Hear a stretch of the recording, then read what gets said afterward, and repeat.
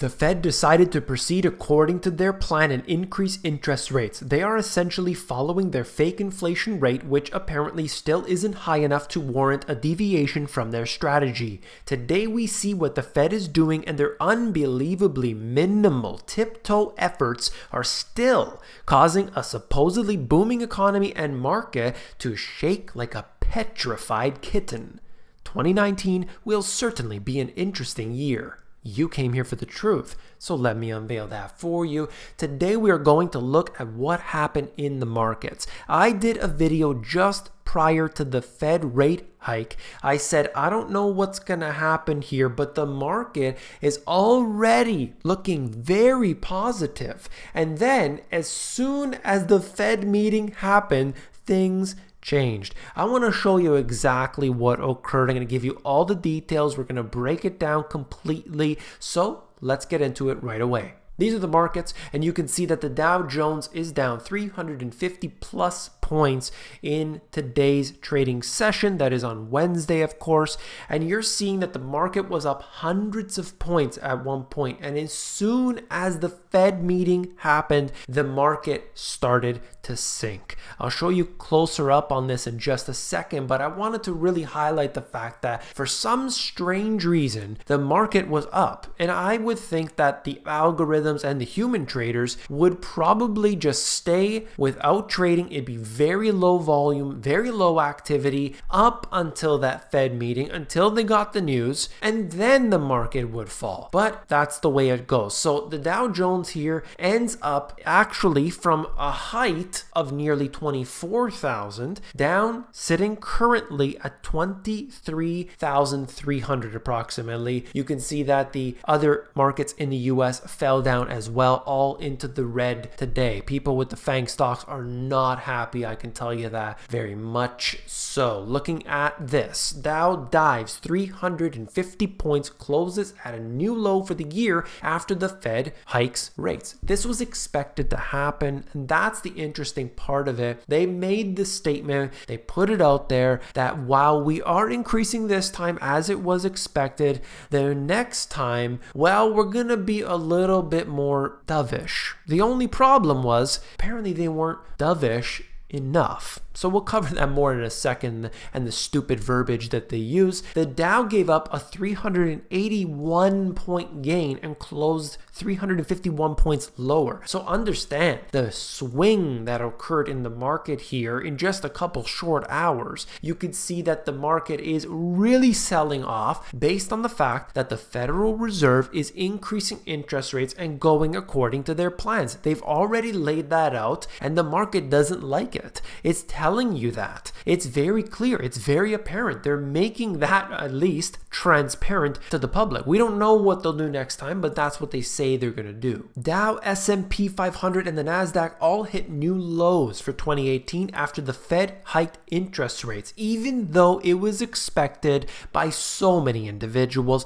This is the bottom. Now is the time to buy. FANG stocks have retreated quite a bit, so this is your time to buy in. Put all your money in right now because we've hit the bottom, and you're going to see new highs in 2018. I guarantee it. All these analysts come out there and say buy, buy, buy, buy. But who's paying their salaries? So let's get back to reality here. Federal Reserve increases interest rates, and the chairman, Jay Powell, said that nothing will deter us from more raises as share prices plunge after the move. Benchmark rate right now, the Fed funds rate, has increased by another 1/4 point. That was expected. They said that this would be the case, and essentially within that range that they are actually at, because it's not a set rate, it is a range. In that 1/4 point range, they were already up to the top anyway, so it was basically not much of a change. They do so very slowly and methodically, and that is very clear. There's a lot more details in here if you just want to read all of those point forms. If you're interested, you could just pause the video on there. And this basically just shows a breakdown of exactly what happened throughout the meeting and how the market reacted. So on this channel, I try to break down exactly what occurred, not just so that you know what happened. It's so that the next time this happens, you have an idea idea of how it's going to play out. See, if I keep doing this over and over and over and over again, you're going to be able to have that pattern in your head. You're going to say 9 times out of 10, this is what happens. You don't need to come to the Money GPS to see it. You're going to know already. So I hope that it's appreciated to you. But looking at the Fed statement, as soon as that came out, the market tanks immediately. Okay, so they make that, and then there's the question and answer where the chairman is up in front of everybody. They're asking him questions. The market actually started to come up a little bit. As soon as he opens his mouth, then it falls, and then it comes up just a little bit again, and then the market falls again as soon as he opens his mouth. That's the way it works, because every little bit of information is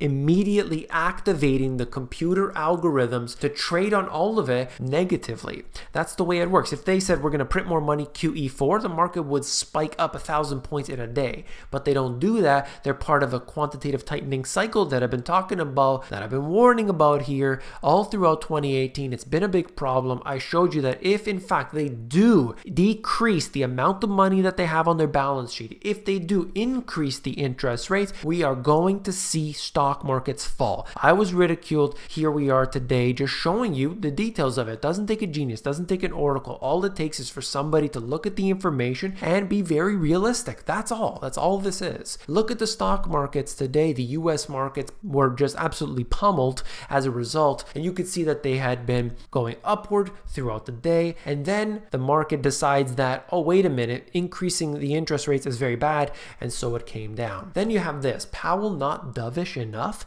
They use this absolutely ludicrous and stupid verbiage here like dovish and hawkish to try and make sense of all of the data that's coming through. Stop with this, because all this does is enable all of the computer algorithms to trade on the information. Stop with it. It's nonsensical and it's ridiculous. What you need to do is look at 2 very important things that the Federal Reserve does. They only have 2 things that they can possibly do. They have money printing and they have interest rates. Are they increasing their interest rates? Yes, they are. Okay, that's negative for the markets. All right. What are they doing with their balance sheet? Oh, they're reducing it. It's taking a very long time, but that's the way it goes. Okay, that's negative for the markets as well. That's all you need to know. Why do you need to know about this silly words that they choose that just try to make them sound smart, try to make them sound eloquent, but in the end, it's only making them look foolish because they have to come out here and sing a song for you, and a lullaby is real nice, but not when you're interested in the truth. Not when your 401k is at stake for all those people out there.